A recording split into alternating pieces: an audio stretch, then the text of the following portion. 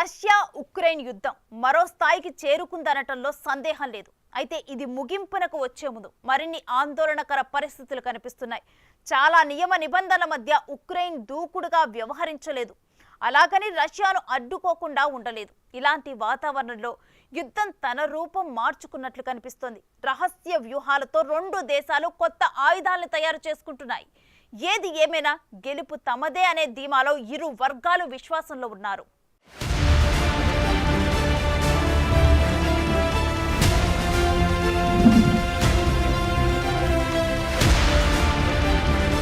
రెండున్నర ఏళ్లుగా కొనసాగుతున్న రష్యా ఉక్రెయిన్ యుద్ధంలో రెండు దేశాలు యుద్ధ వ్యూహాలను పర్ఫెక్ట్ గా అమలు చేస్తున్నాయి. అందుకే ఈ యుద్ధం ఇంతకాలం సాగిందని చెప్పొచ్చు. అయితే రష్యాకున్న సామర్థ్యాన్ని ఎవ్వరూ తక్కువ అంచనా వెయ్యలేని పరిస్థితి. రష్యా పదే పదే ఉక్రెయిన్ విద్యుత్ కేంద్రాలను లక్ష్యంగా చేసుకుంటూ పోరాటం సాగిస్తోంది. ఉక్రెయిన్ పౌరులను చీకట్లోకి నెట్టడానికి ప్రయత్నిస్తోంది. గడ్డకట్టే శీతాకాలంలో హీటర్లు లేకుండా చేయడాన్ని రష్యా యుద్ధ ఆయుధంగా ఉపయోగించుకుంటోంది. అందులో భాగంగానే ఆగస్టు 26 తర్వాత రష్యా ఉక్రెయిన్ పవర్ గ్రిడ్, రైలు మార్గాలు లక్ష్యంగా long range air, sea based ఆయుధాలతో భారీ స్ట్రైక్స్ ప్రారంభించింది. ఇలా చేస్తూ ఉక్రెయిన్ ఫ్రంట్ లైన్లకు ఆయుధాలు, మందుగుడ్డు సామాగ్రి రవాణాకు అంతరాయం కలిగిస్తోంది. ప్రస్తుతం రష్యా లక్ష్యాలు అన్నీ ఛేదించినట్లు ఆ దేశ రక్షణ మంత్రిత్వ శాఖ చెబుతోంది.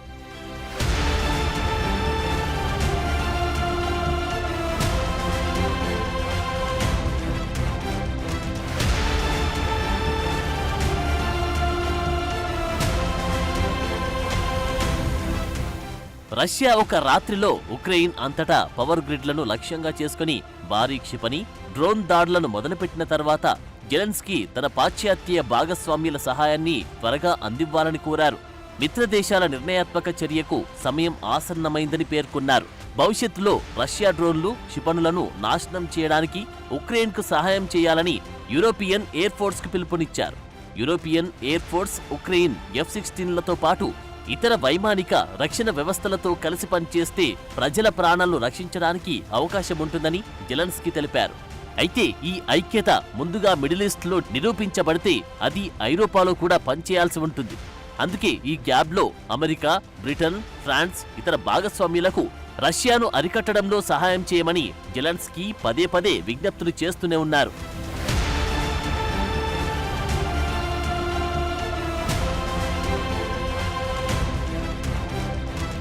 ఇక ఎంతో కొంత రష్యాదే పైచేయిగా ఉన్న ఈ యుద్ధంలో ఉక్రెయిన్ చాలా ఇబ్బందులను ఎదుర్కోవాల్సి వస్తుంది. తమకు మిత్రులుగా ఉన్న పాశ్చాత్య మిత్ర దేశాలు ఉక్రెయిన్కు భారీ మొత్తంలో సైనిక సామాగ్రిని అందించినప్పటికీ వాటిని ఉపయోగించడానికి కఠినమైన షరతులు విధించారు. ఒకవేళ ఉక్రెయిన్కు పూర్తి స్వేచ్ఛనిస్తే రష్యా మరింత తీవ్రమైన నిర్ణయాలు తీసుకుంటుందని ఆందోళన వల్ల ఇలా చేయాల్సి వచ్చింది. అందుకే పాశ్చాత్య దేశాలు రష్యాలోని క్షిపణి, డ్రోన్ లాంచ్ సైట్లను దాడి చేయడానికి ఉక్రెయిన్కు ఇచ్చిన ఆయుధాలను ఉపయోగించకూడదని నిషేధించాయి. అంటే రష్యా దాడులను నిరోధించడానికి ఉక్రెయిన్ తన సొంత వైమానిక రక్షణపైనే ఎక్కువగా ఆధారపడవలసి ఉంది. అందుకే ఆగస్టు 26 రష్యా స్ట్రైక్స్ తర్వాత ఉక్రేనియన్ అధికారులు రష్యా లోపలికి వెళ్లి దాడి చేయడానికి మిత్రదేశాలు అనుమతించాలని మరోసారి కోరారు.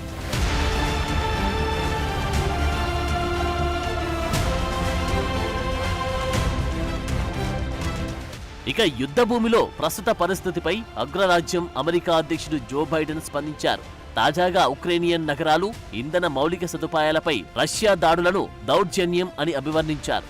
వైట్ హౌస్ విడుదల చేసిన ఒక ప్రకటనలో అమెరికా అధ్యక్షుడు దాడులను తీవ్రంగా ఖండించారు. ఈ దారుణమైన దాడి ఉక్రేనియన్ పౌరుల మరణాలకు దారితీసిందని, 2 డజన్లకు పైగా క్లిష్టమైన పవర్ సైట్లను లక్ష్యంగా చేసుకోవడం హేయమైన చర్యగా బైడెన్ వ్యాఖ్యానించారు. ఈ సందర్భంగా బైడెన్ కీలక వ్యాఖ్యలు చేశారు. ఉక్రెయిన్లో రష్యా ఎప్పటికీ విజయం సాధించదని, ఉక్రేనియన్ ప్రజల ఆత్మ ఎప్పటికీ విచ్ఛిన్నం కాదు అని వెల్లడించారు. ఉక్రెయిన్కు మద్దతుగా 50కి పైగా దేశాల కూటమికి అమెరికా నాయకత్వం వహిస్తుందని జో బైడెన్ తెలిపారు. ఇలాంటి పరిస్థితుల మధ్య ఉక్రెయిన్లో రష్యాకు చెందిన ఆర్థోడాక్స్ చర్చి శాఖను నిషేధించారు. ఇలా చేసిన ఉక్రేనియన్ ఎత్తుగడలను రష్యా తీవ్రంగా ఖండించింది. ఇది క్రైస్తవ మతంపై దాడి అని, మత స్వేచ్ఛకు తీరని దెబ్బ అని రష్యా వ్యాఖ్యానించింది. ఉక్రెయిన్ దాని నిజ స్వరూపాన్ని చూపించిందంటూ రష్యా మతం మార్గంలో కొత్త వ్యూహానికి తెరలేపింది. ఆర్థోడాక్స్ చర్చిని నిషేధించడం మత స్వేచ్ఛపై బహిరంగ దాడిగా పేర్కొంది.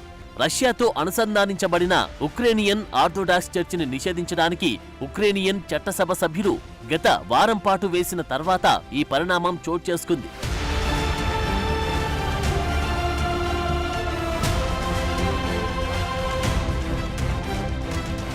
అయితే చర్చిని నిషేధించే దిశగా పడిన ఓటును ఉక్రెయిన్ ఆధ్యాత్మిక స్వాతంత్ర్యం బలోపేతం చేయడానికి ఒక అడుగు అని ప్రశంసించడంతో దీన్ని రష్యా అవకాశంగా మార్చుకుంది. ఇది క్రైస్తవ మతంపై జరుగుతున్న దాడిగా పేర్కొంది.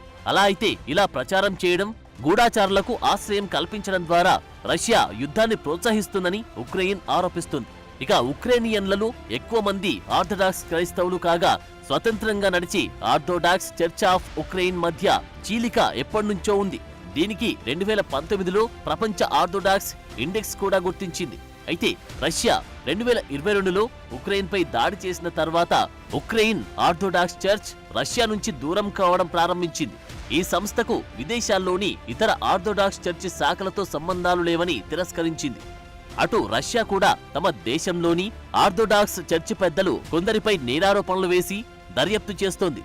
ఈ వాతావరణంలో యుద్ధంలో వ్యూహాత్మక ఎత్తులు, పై ఎత్తులు అంతర్జాతీయంగా విభజన రాజకీయాలకు తావిస్తున్నట్లు విశ్లేషకులు కూడా భావిస్తున్నారు.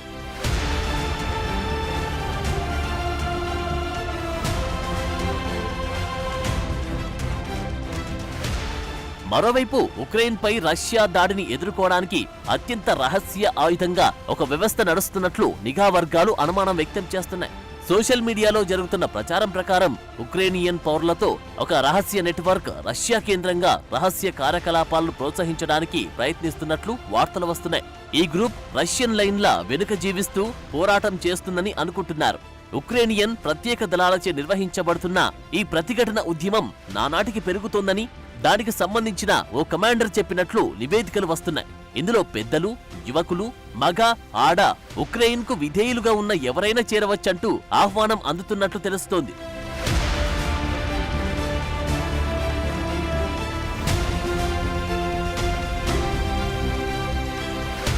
ఇలా సాగుతున్న రష్యా ఉక్రెయిన్ యుద్ధం త్వరలోనే ఓ కొలిక్కి వచ్చే దిశగా వెళ్తుందని నిపుణులు కూడా చెప్తున్నారు. అయితే ఈ ముగింపు ఎవరికి విజయం అందిస్తుంది అనేది ప్రస్తుతం ప్రశ్నగానే ఉంది. అయితే రష్యా మాత్రం దీనిపై ఓ స్పష్టతను ఇప్పటికే ఇచ్చేసింది.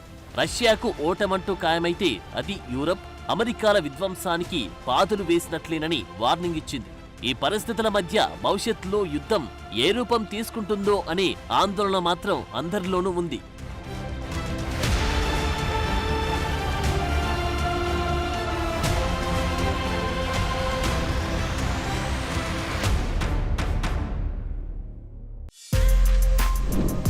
For more videos like this, subscribe Big TV channel.